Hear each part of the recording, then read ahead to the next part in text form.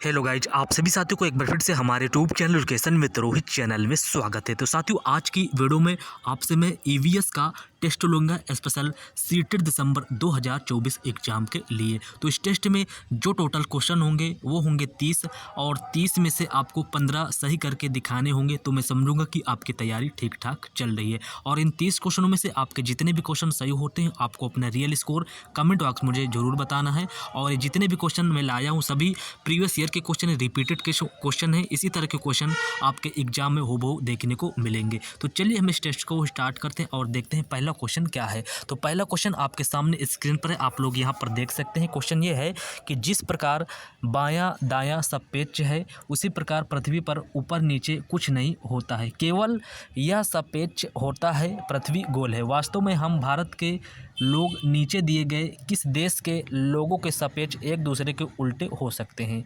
तो इसका right answer क्या हो जाएगा, सभी लोग बताने की कोशिश करें। तो देखिए इसका राइट आंसर हो जाएगा अर्जेंटीना, यानी यहाँ पर दूसरा ऑप्शन बिल्कुल करेक्ट हो जाएगा। नेक्स्ट क्वेश्चन क्या है, चलिए देखते हैं क्या है। तो नेक्स्ट क्वेश्चन आपके सामने स्क्रीन पर है। तो चलिए क्वेश्चन को पढ़ते हैं। तो क्वेश्चन ये है कि पशुओं के अनियमित व्यवहार के एक आश्चर्यजनक उदाहरण ने जब आदिवासियों को आने वाली आपदा के बारे में संकेत दिए थे, इस दौरान देखा गया था। हिंद महासागर की सुनामी 2004 की, गुजरात का भूकंप 2001, कश्मीर की बाढ़ 2014, केदारनाथ का भूस्खलन 2013।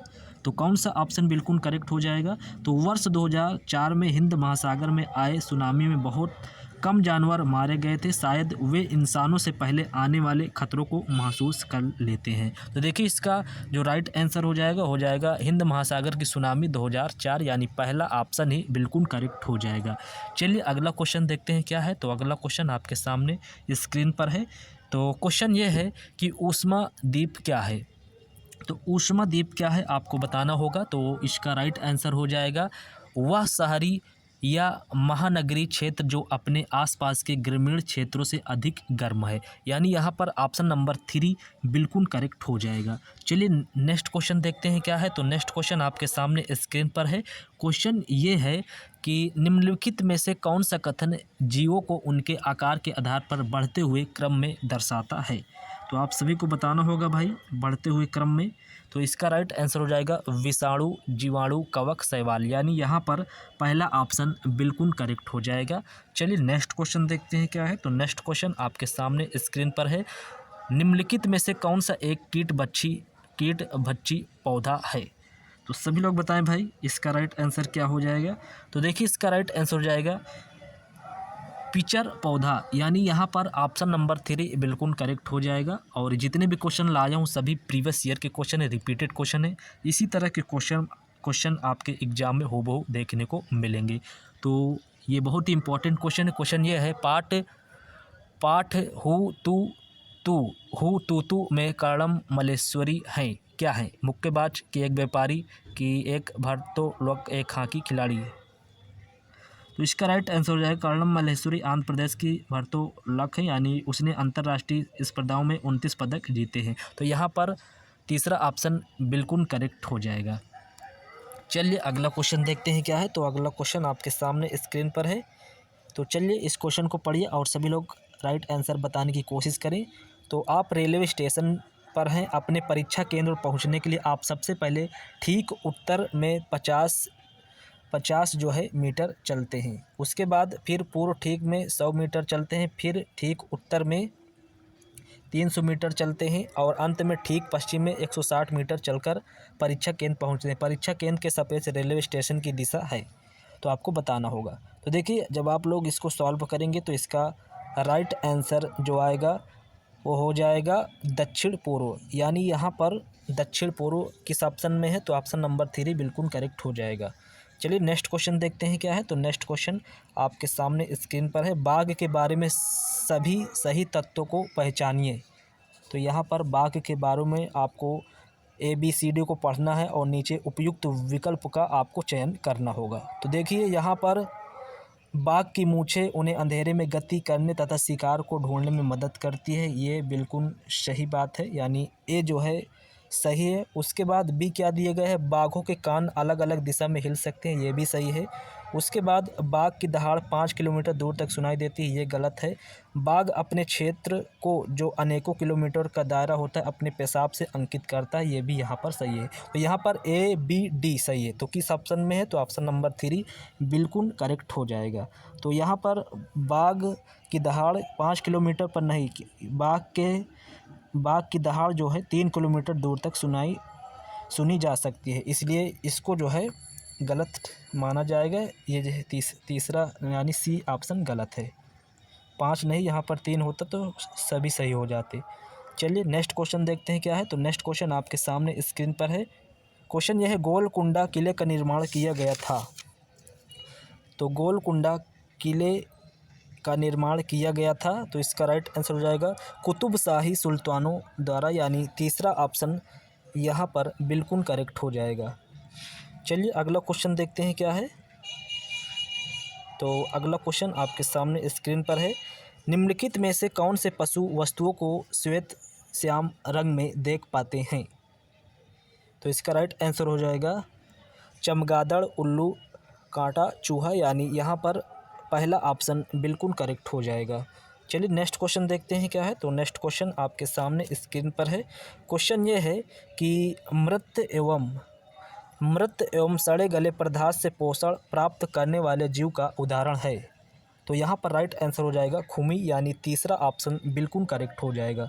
नेक्स्ट क्वेश्चन चलिए देखते हैं क्या है। तो नेक्स्ट क्वेश्चन आपके सामने स्क्रीन पर है। क्वेश्चन ये है कि खरीफ की फसलों को वर्षा के मौसम के आरंभ में बोया जाता है तथा इन्हें मानसून यानी बरसात की फसल भी कहा जाता है। निम्नलिखित में से कौन सा समूह खरीफ की फसल का उदाहरण है। तो आपको बताना होगा कि खरीफ की फसल का कौन सा उदाहरण है इन 4 विकल्पों में। तो देखिए यहाँ पर धान, मक्का, सोरगम, बाजरा, ये जो है क्या होते हैं, ये जो है खरीफ की फसल होते हैं। तो यहाँ पर जो ऑप्शन करेक्ट हो जाएगा वो ऑप्शन नंबर 1 बिल्कुल करेक्ट हो जाएगा। यानी धान हो गया, मक्का हो गया, सोयाबीन हो गया, मूंगफली और कपास, ये खरीफ की फसलें होती हैं। चलिए अगला क्वेश्चन देखते हैं क्या है। तो अगला क्वेश्चन आपके सामने स्क्रीन पर है। चलिए क्वेश्चन को पढ़िए और सभी लोग बताने की कोशिश करें इसका राइट आंसर क्या हो जाएगा। क्वेश्चन ये है, निम्नलिखित में से कौन सा एक खरीफ फसल नहीं है। तो यहाँ पर गेहूँ जो है खरीफ की फसल नहीं है और बाकी धान, मक्का, सोयाबीन ये सभी क्या है, खरीफ की फसल है। चलिए नेक्स्ट क्वेश्चन देखते हैं क्या है। तो नेक्स्ट क्वेश्चन आपके सामने स्क्रीन पर है। क्वेश्चन ये है, कोई लड़का अहमदाबाद से एर्नाकुलम जाने के लिए 7 सितंबर 2022 को ट्रेन में सवार हुआ। ट्रेन अहमदाबाद में 21:45 बजे चली और 9 सितंबर 2012 को 9:15 बजे एर्नाकुलम पहुंची। यदि इस समय अंतराल में ट्रेन 2055 किलोमीटर दूरी चली तो ट्रेन की औसत चाल है। तो आपको बताना होगा इसका राइट आंसर क्या हो जाएगा, सभी लोग बताएं भाई। तो देखिए इसका राइट आंसर हो जाएगा 57.8 किलोमीटर घंटा, यानी ऑप्शन नंबर 3 बिल्कुल करेक्ट हो जाएगा। चलिए नेक्स्ट क्वेश्चन देखते हैं क्या है। तो नेक्स्ट क्वेश्चन आपके सामने स्क्रीन पर है। निम्नलिखित में से कौन सा पशुओं के सोने का सही समय है, आपको बताना होगा। तो देखिए यहाँ पर गाय जो है 4 घंटे, यानी यही जो है सोने का समय इसका सही है। बाकी अजगर आपका 18 घंटे सोता है और जिराफ आपका 2 घंटे, बिल्ली 12 घंटे सोती है। तो इस तरह से सही कौन सा है यहाँ पर, तो यहाँ पर गाय जो है 4 घंटे सोती है और बाकी अजगर आपको मैंने बता दिया, अजगर 18 घंटे, जिराफ 2 घंटे और बिल्ली 12 घंटे सोती है। चलिए नेक्स्ट क्वेश्चन देखते हैं क्या है। तो नेक्स्ट क्वेश्चन आपके सामने स्क्रीन पर है। चलिए क्वेश्चन को पढ़िए और सभी लोग राइट आंसर बताने की कोशिश करें इसका राइट आंसर क्या हो जाएगा। तो देखिए यहाँ पर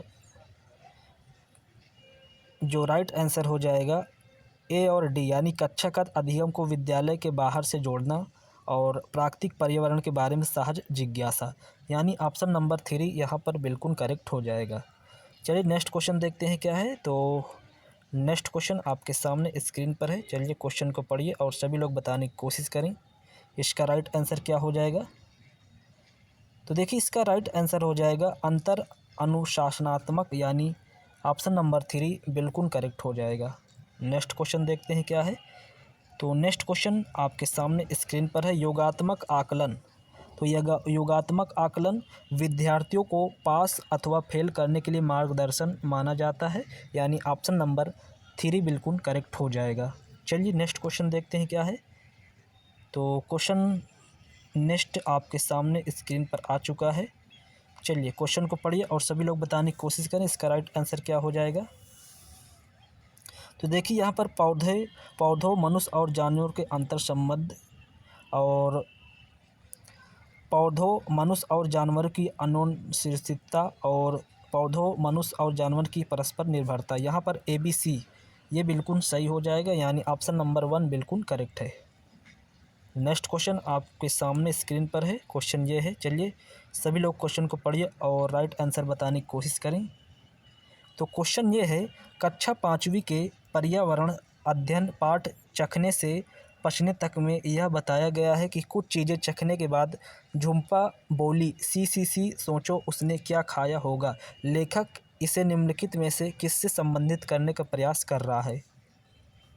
तो देखिए इसका राइट आंसर हो जाएगा बच्चे के अनुभव, यानी लेखक इसे बच्चों के अनुभव से जोड़ने की कोशिश कर रहा है। यहाँ पर पहला ऑप्शन बिल्कुल करेक्ट हो जाएगा। नेक्स्ट क्वेश्चन आपके सामने स्क्रीन पर है, पर्यावरण अध्ययन में क्रियाकलाप पद्धति संबंधित है अमूर्त प्रत्ययों को कंठस्थ करने से, और बी क्या दिया गया है, विद्यार्थियों के अधिगम के सभी तीनों आयामों को शामिल करने से, बिल्कुल सही है, और संवेदी गामक अनुभव द्वारा प्रत्ययों को समझने से, और शिक्षण के लिए विषय वस्तु पर आधारित पद्धति के प्रयोग से। तो यहाँ पर BC बिल्कुल सही है, यानी BC किस में है, तो ऑप्शन नंबर 2 बिल्कुल करेक्ट हो जाएगा। और आप सभी को अपना रियल स्कोर कमेंट बॉक्स में मुझे ज़रूर बताना होगा। चलिए नेक्स्ट क्वेश्चन देखते हैं क्या है।